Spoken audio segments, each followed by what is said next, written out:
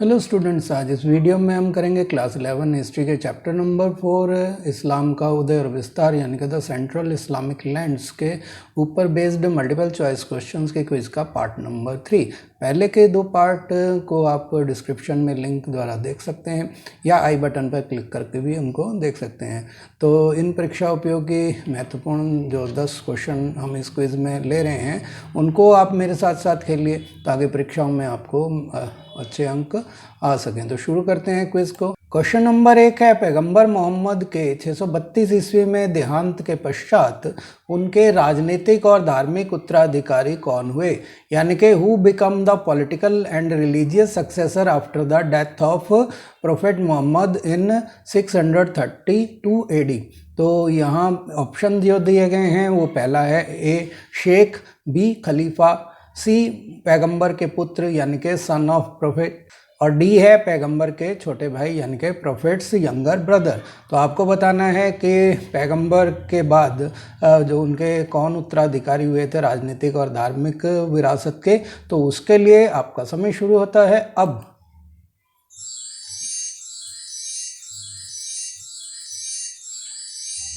तो इसका जो सही जवाब है वो है बी खलीफा।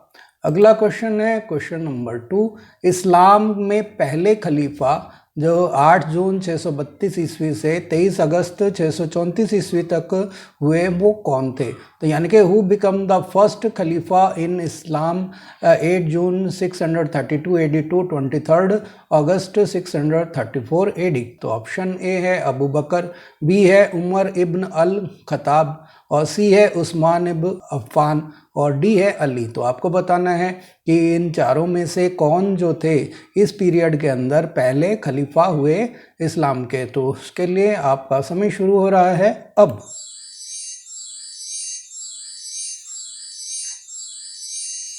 तो इसका जो सही जवाब है वो है ए अबू बकर। तो अबू बकर जो कि मोहम्मद साहब के रिश्ते में ससुर लगते थे, वो मोहम्मद साहब के बाद उनकी विरासत के जो धार्मिक और राजनीतिक दोनों तरह की थी उसके वो उत्तराधिकारी हुए और उन्हें खलीफा का पद दिया गया। क्वेश्चन नंबर 3 है, पहले खलीफा अबू बकर द्वारा खलीफा के रूप में किया गया सबसे महत्वपूर्ण कार्य क्या माना जाता है, यानी कि what is considered the most important work done by the first खलीफा अबू बकर एज खलीफा। तो ऑप्शन ए है इस्लाम का पूरे विश्व में प्रचार यानी कि propagation of Islam across the world, B है बाइजेटाइन साम्राज्य को पराजित करना यानी कि डिफीट द बाइजेटाइन एम्पायर, और सी है अनेक अभियानों द्वारा इस्लामी राज्य में हुए विद्रोहों को दबाना, suppress rebellions in the Islamic state through multiple campaignings, और डी है विस्तार नीति को अपनाना यानी कि अडॉप्शन ऑफ एक्सपेंशन पॉलिसी।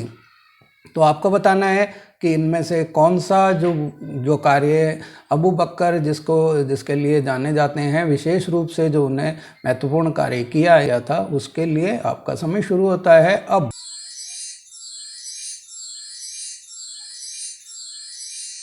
तो इसका जो सही जवाब है वो है सी कि उन्होंने अनेक अभियान किए जिसके द्वारा उन्होंने इस्लामी राज्य में जो विद्रोह हो रहे थे, जो मोहम्मद साहब के मृत्यु के बाद अनुयायी थे वो कई जो खेमों में बट गए थे और वो उन्होंने अपने अपने जो है पैगंबर भी डिक्लेयर कर लिए थे। तो उनके द्वारा जो विद्रोह हो रहे थे उनको दबाने के लिए उन्होंने कई अभियान किए थे और उन्हें सफलतापूर्वक उन्होंने दबा भी दिया था। क्वेश्चन नंबर 4 है, दूसरे खलीफा उमर जो 23 अगस्त 634 से 3 नवंबर 644 तक इस पद पर रहे द्वारा इस्लाम के प्रचार और शक्ति बढ़ाने के लिए किया गया महत्वपूर्ण कार्य क्या था, यानी कि what was the important work done by the second खलीफा Umar 23 August 634 to 3 November 644 to promote Islam and enhance power. तो ऑप्शन ए है हिजरी कैलेंडर की शुरुआत यानी कि beginning of Hijri calendar, B है ईरान, इराक, मिस्र और सीरिया को मदीना के नियंत्रण में लाना यानी कि bringing Iran, Iraq, Egypt and Syria under Medina control, और सी है विस्तार नीति को अपनाना यानी कि अडॉप्शन ऑफ एक्सपेंशन पॉलिसी, और डी है उपरोक्त सभी यानी कि ऑल ऑफ द अबव। आपको ये बताना है कि जो उमर खलीफा थे उन्होंने कौन सी नीति जो है या कौन से महत्वपूर्ण कार्य किए जिनसे इस्लाम का प्रचार भी बढ़ा और उसकी शक्ति भी बढ़ी। तो उसके लिए आपका समय शुरू होता है अब।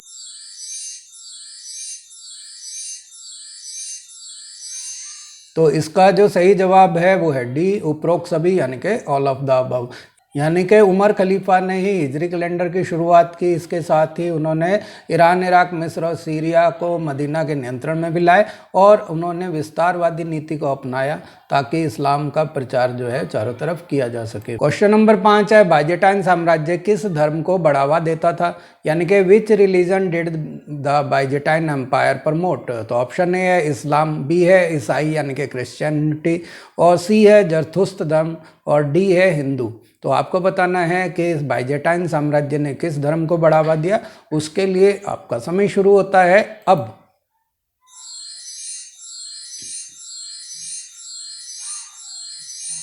तो इसका जो सही जवाब है वो है बी ईसाई यानी कि क्रिश्चियनिटी। तो बाइजेंटाइन साम्राज्य ने क्रिश्चियनिटी यानी कि ईसाईयत को बढ़ावा दिया था। क्वेश्चन नंबर 6 है, ससानी साम्राज्य किस धर्म को बढ़ावा देता था? यानी कि which religion did the Sasani empire promote? तो ऑप्शन ए है इस्लाम, ऑप्शन बी है ईसाई यानी कि क्रिश्चियनिटी, सी जो है जरथुस्त्र धर्म यानी कि जरथुस्त्र रिलीजन, और डी है हिंदू। तो आपको बताना है कि ये जो आपको ससानी साम्राज्य दिखा रहे हैं इस मानचित्र में, तो ये किस धर्म को बढ़ावा देता था। तो उसके लिए आपका समय शुरू होता है अब।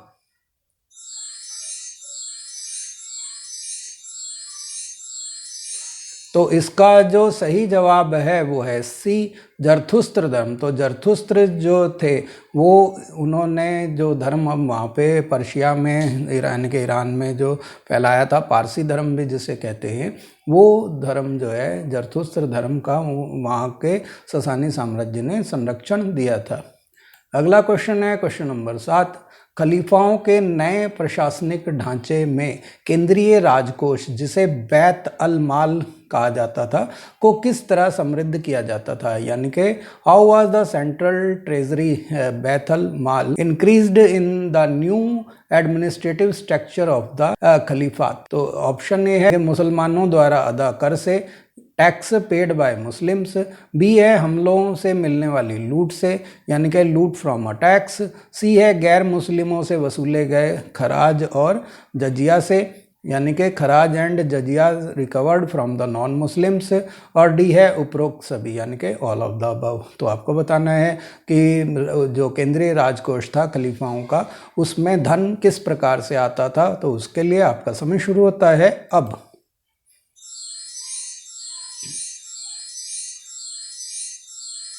तो इसका जो सही जवाब है वो है डी यानी कि उपरोक्त सभी ऑल ऑफ द अबव। तो ये जो केंद्रीय राजकोष था बैतुल माल, इसमें धन जो है मुसलमानों द्वारा जो कर अदा किया जाता था, इसके साथ ही साथ जो पड़ोसी राज्यों में हमलों में जो हिस्सा लूट का हिस्सा मिलता था उनके द्वारा, और गैर मुस्लिम जो उन के राज्य में रहते थे इस्लामिक राज्य में, उनसे जो खिराज और जजिया कर वसूल किया जाता था, उससे जो है उनमें आय का वही जो है उनके मेन साधन होते थे। अब क्वेश्चन नंबर 8 है, खलीफा द्वारा जीते गए प्रांतों का गवर्नर क्या कहलाता था? यानी कि what was the governor of the provinces won by the खलीफा? तो ऑप्शन ए है अमीर, बी है अशरफ, सी है मोमिन, और डी है सुल्तान। तो आपको बताना है कि ABCD में से कौन सा वो पद है जो गवर्नर का पद कहलाता था खलीफा द्वारा विजित प्रदेशों में। तो आपको बताने के लिए समय शुरू हो रहा है अब।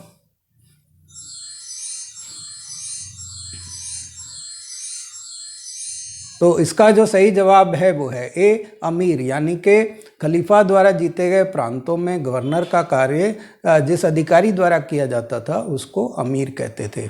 अगला क्वेश्चन है क्वेश्चन नंबर 9, खलीफा द्वारा विजित यहूदी और ईसाई राज्यों के संरक्षित लोग डैश कहलाते थे। तो the protected people of the Jewish and Christian states conquered bye the Khalifa was called dash. तो ऑप्शन ए है धिम्मीज़, बी है जिम्मी, सी है गुलाम यानी कि स्लेव और डी है गुलफाम। तो आपको बताना है कि इनमें से किस नाम से यहूदी और ईसाई राज्यों के लोगों को जो संरक्षित होते थे, यानी कि खलीफा ने जिनको संरक्षण प्रदान किया होता था, उन लोगों को क्या कहा जाता था। तो इसके लिए आपका समय शुरू हो रहा है अब।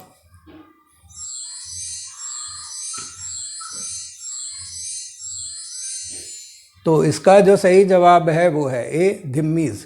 तो धिम्मी लोग वो हैं जो यहूदी थे या ईसाई लोग थे, तो उनके राज्यों को जीत लेने के बाद उनको धार्मिक आज़ादी और जीने का अधिकार देने के लिए जो है वहाँ पर जो उनको खलीफा द्वारा उनको संरक्षण प्रदान किया जाता था।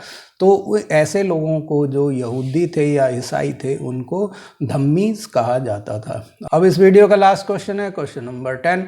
प्रशासन पर अधिक नियंत्रण पाने के लिए किस खलीफा ने कुरैश लोगों को प्रशासनिक पदों पर बैठाया, यानी कि विच खलीफा placed the Quraish people in the administrative position to gain more control over the administration. तो ऑप्शन ए है अबू बकर, बी है उमर इब्न अल खताब, सी है उस्मान इब्न अफ़्फ़ान और डी है अली। तो आपको बताना है किस खलीफा ने जो है कुरैश लोगों को प्रशासनिक पदों पर बैठाकर प्रशासन पर अपना नियंत्रण स्थापित किया। तो उसके लिए आपका समय शुरू होता है अब।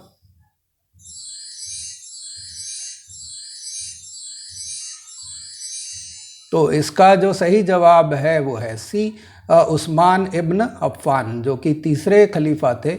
उन्होंने, जिसका यहाँ पर चित्र दिया गया है, इन्होंने जो क्योंकि कुरैश लोग वो काफ़ी प्रभावशाली थे और मोहम्मद साहब भी कुरैश कबीले से ही आते थे, इसीलिए उन्होंने प्रशासन पर अपना नियंत्रण मजबूत करने के लिए जो कुरैश लोग थे उनको ही महत्वपूर्ण पदों पर बैठाया, जिसके वजह से उन्हें अन्य कबीलों के आक्रोश का भी सामना करना पड़ा। इसके साथ ये क्विज समाप्त हुई।